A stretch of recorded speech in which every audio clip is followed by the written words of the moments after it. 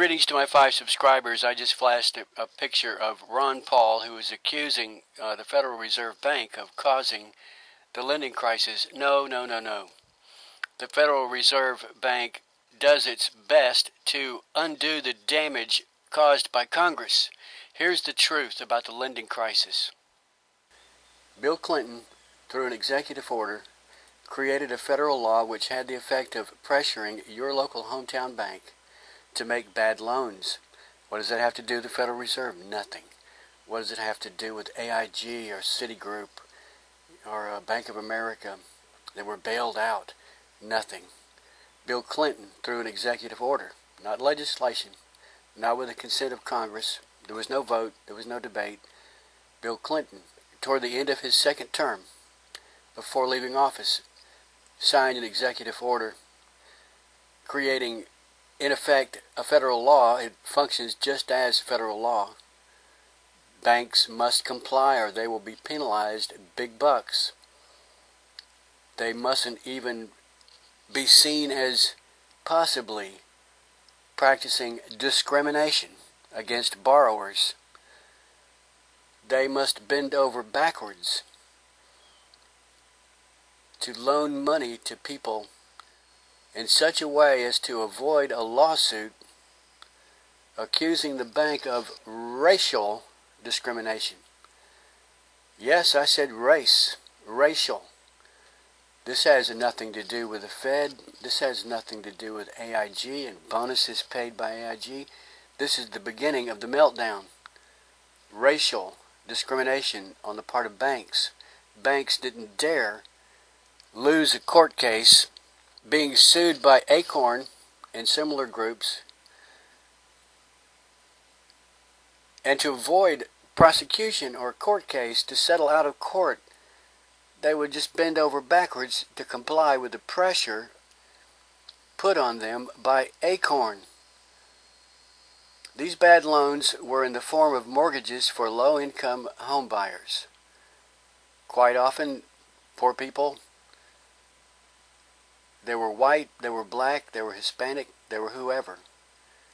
But Freddie and Fannie, Freddie Mae, Freddie Mac, the two government-sponsored entities, then bought these mortgages and backed them by the full faith and credit of the United States government. And what that amounts to is the taxpayers are on the hook to bail them out. These mortgage products, repackaged mortgage products, were now backed up by the federal government, by the U.S. Treasury, by the dollar.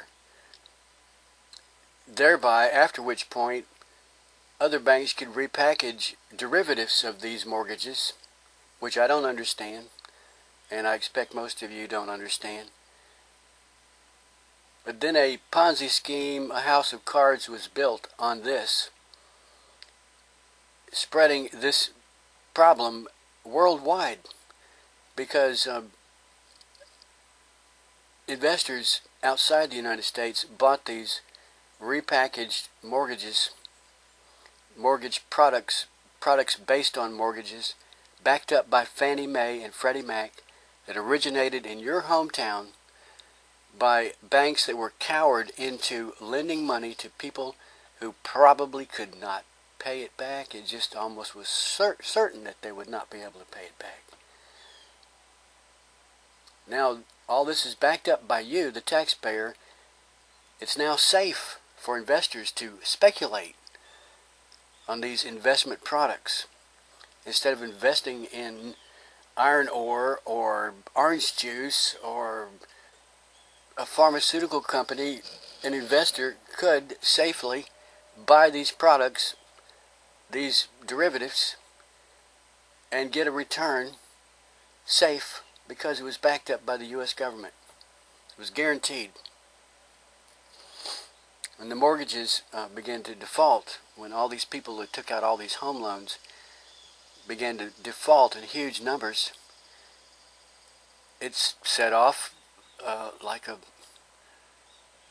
a raging fire that just ate the guts out of the banking system. At which point Hank Paulson rushed to the president, George Bush, and said, we're in big trouble. We've got to act now. We've got a huge problem.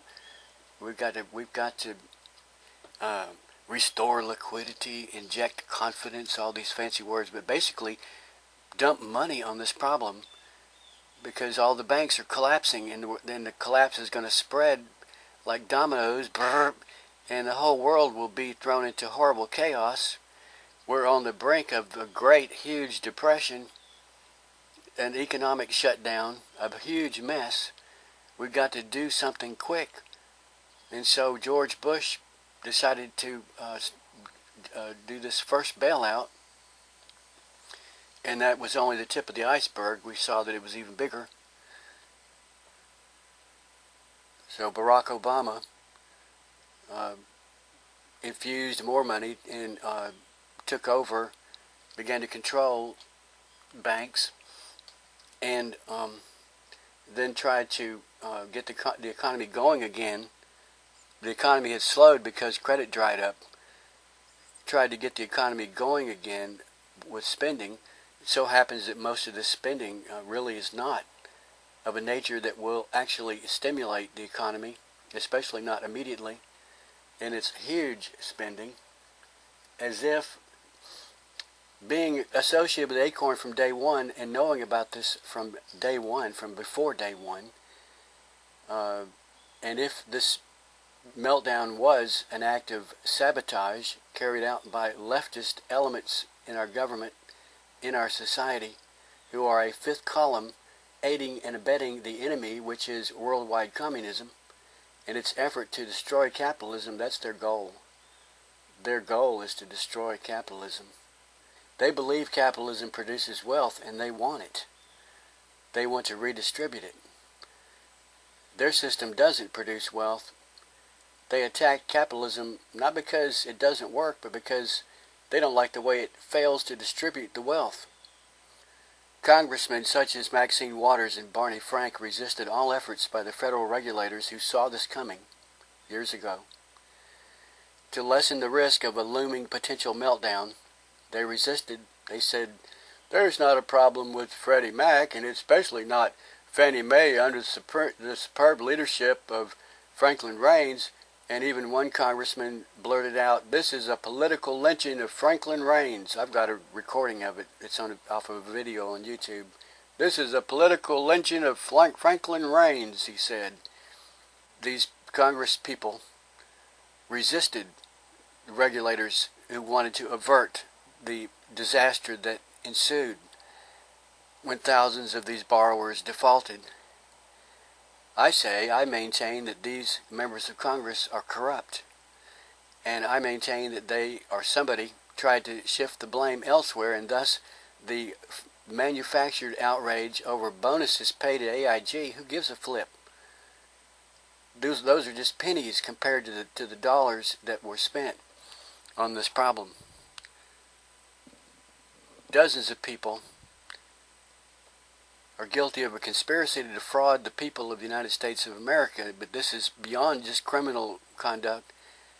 I maintain that this is actually a case of subversion, such as you would find in a time of war between enemy combatants, such as occurred during the Cold War. This is plainly an act of sabotage. This is orchestrated. This was caused. This is no accident. This is an act of economic sabotage carried out by the enemy within, a fifth column of communist supporters who provide aid and comfort to the enemy. They've always been in this country since the Cold War started, which started about 1920 or 1930, before we entered World War II. So long as there have been communists trying to cripple and extort and loot the wealth from capitalist countries, there has been this Cold War. The enemy is worldwide communism. That enemy has hidden supporters embedded throughout our country. Of course, the media, of course, our schools, from the highest to the lowest levels of our educational system, everywhere in government, local level, state level, Congress, Senate, and the White House.